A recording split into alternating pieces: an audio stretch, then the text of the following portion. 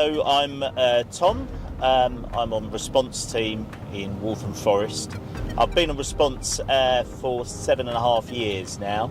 After my training, we were put onto Waltham Forest response team, so I haven't actually moved since then. And yeah, I really enjoy. Quick credit before we begin. The original video footage belongs to the YouTube channel Metropolitan Police. This content is used here for commentary, analysis, and educational purposes only. Full credit goes to the original creator, and a link to their channel is provided in the description. Enjoy it. I like response because you do basically everything. You cover so many different type of calls, so you get a really good variety. And yeah. This is the hook people underestimate. Interesting in response policing usually means unpredictable. Calm conversations can flip into higher risk situations in seconds. That uncertainty is the real job. It makes the day very interesting. I'm PC Smith. I'm on 18 North in Waltham Forest. Been in the job for 4 years. I started on Mist and then I went to Safer Neighbourhoods in Leighton for about 6 months. And then I came to A-Team. I've been here for about 2 years now, 2.5 years. Really enjoy the job, variety of calls. Sort of bread and butter is a lot of domestic crime.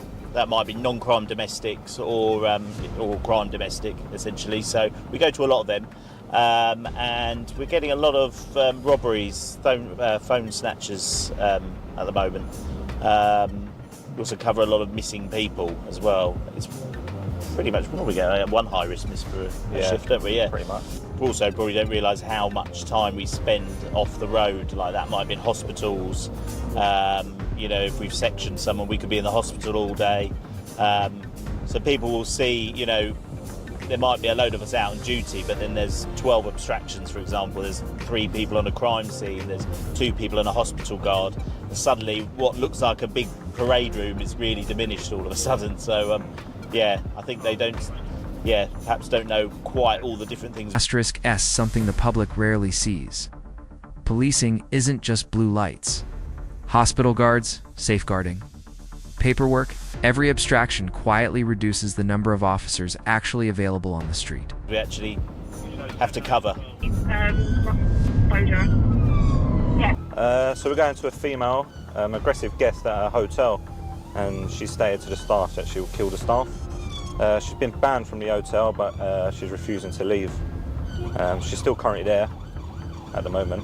She hasn't left yet. We've got a description, so we'll get there and see if we can see anyone and talk to the informant. And then when you're there, you'll judge how it might read differently from what it says on the CAD to what it. This is a crucial policing skill. CAD logs give information, not truth. Officers have to arrive neutral, because overreacting or underestimating risk can both end badly. It really is reality, so you sort of have to keep an open mind.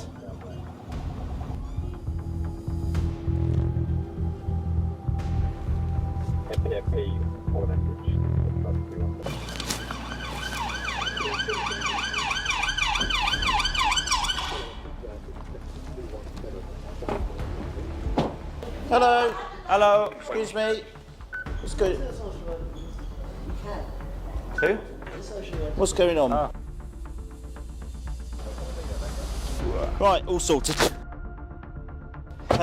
Yeah, that was a call with a female who's got mental health issues, and she's been put up by a social worker in a hotel for several weeks.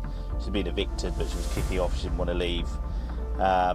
Social workers basically arranged for her to go to another hotel, which we've assisted with. So we'll put on a report, goes to safeguarding, goes to social worker, and they're much happier now that they've that she's left. So Arrests. No drama, but this still matters. Mental health jobs are some of the most complex calls. Success here is de-escalation, not handcuffs. I think all parties are happy. We try and do as many visible patrols as we can in and around call taking, because obviously we're a response team. We have to pick up the calls that come out through the 999 system, but between those times, we do try and be as proactive as possible. And also, if we go to a call and there's antisocial behaviour, we'll go to that call. They might have gone. We'll put an intel report on that will get flagged to the neighbourhood team, or we drop them an email, say to the ward officers, look, the residents are concerned because that many people are smoking drugs or loitering, and then they will try and put some more of their patrols out and just try and get on top of it. This call is from a member of the public saying there's a group of potential drunk males, drug users that are trying to get into a property. They don't know if they're trespassing at the moment or if the property belongs to them. We do get quite a few antisocial calls, yeah. Drunk males, or drunk females, like they're loitering around, like, businesses and things. And unfortunately, what you do, normally they're fine, they'll move on, and then they just become an issue for someone else somewhere else. So you never particularly solve it. There's apparently one upstairs trying to kick the door in and one trying to kick the door for the main entrance to the flats, the communal area. So we'll go and see what we end up with.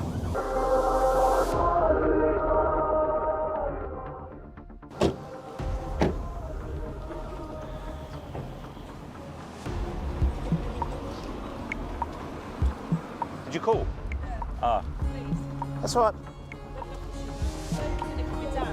They've all run as well. They've run away from here. And what is he's up there going hard? He's leaving his property or just prep dealers. Sorry. So the resolution for that one is it's a house with a closure order, which means they've obviously had loads of antisocial behaviour. There's a court order basically saying no residents are meant to be there. We've got there, and obviously all these guests, let's call them, have gone. So, we can't prove that offence because they're not there. The male is quite vulnerable, so he's at risk of cuckooing, essentially, where people use their flat for drug taking and general antisocial behaviour. This is where vulnerability gets exploited. Cuckooing isn't just antisocial behavior.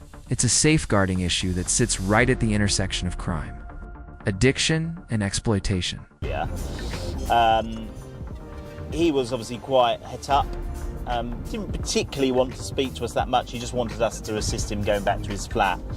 We did check his flat. There was no one else in there. So we'll put on a report. It's essentially a report that goes to the local Safer Neighbourhood team, just to raise their awareness that the flat is still being used. And it is also trying to give that reassurance to the residents because it's an ongoing issue. I've just said to them, just keep calling us and we'll just have to keep going back because unfortunately with these things they don't generally get solved on the first go. So yeah, report, he's fine, he didn't want to report any offences to us, so yeah, be a quick report to neighbours. It's an S grade, it's a bit out of time, happened about an hour ago. I think it's a dispute between daughter and mother. I think the daughter wants mum out of the house. It doesn't sound like there's any offences with this one. It's not a emergency call, it's just down as an S grade, so we're going at just regular speed. Unless, of course, they call back and say it's kicking off again, then we'd go on an I grade. But at the moment, at normal speed. It says mum's heavily intoxicated, won't leave the address, children at the address, and the informant basically just want mum to leave. Yeah. We're there to prevent a breach of the peace, really, so we were there to prevent it kicking off. Obviously this call is over an hour old, so they haven't called back, so it may have de-escalated already. We'll still log it as a domestic incident, and if she is there, and she doesn't live there, we'll recommend she leaves the address. I don't know the road. So ordinarily we wouldn't pull away from a call we've just TOA'd at.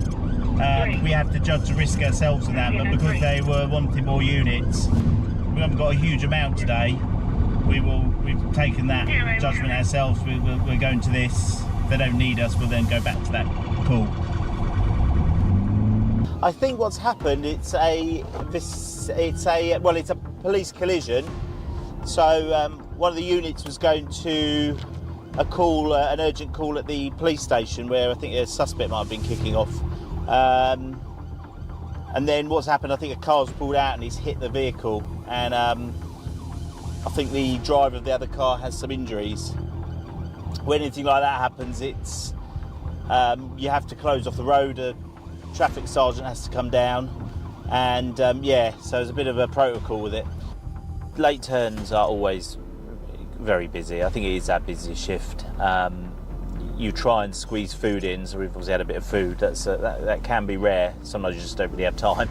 But it's been pretty relentless. And One call can come out for one thing, and then once you've dealt with that, another call can come out. It could be the total opposite, and you've got to kind of change your, say, ways. So you could go with you can have a foot chase where your adrenaline's pumping like through the roof, and then you can go to like sudden death where it's like the family's worst moment, and you have to kind of change the ways you are. Do you understand what I mean? especially with, like Ben said, with death, you'll go and do a death message.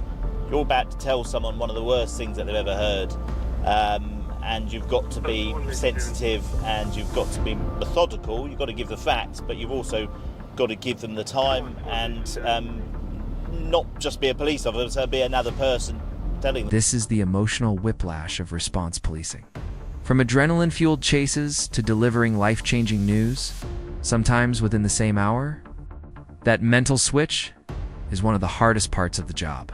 And telling that information